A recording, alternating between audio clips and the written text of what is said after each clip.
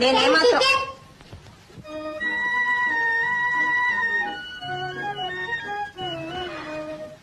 ఎవరు నువ్వు? నేనండి, నా పేరు గోపి, 2వ క్లాస్ అండి. మీరే కదండి కొత్త టీచర్? అవును. ఏ మీరు చాలా మంచివారంట కదండి.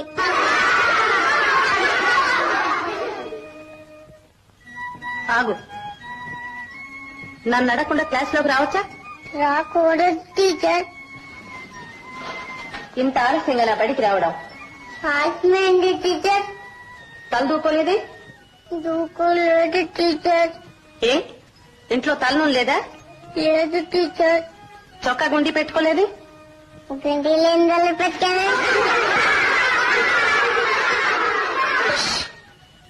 ఓహో, గడిచివాళ్ళలాగానే ఉన్నావే.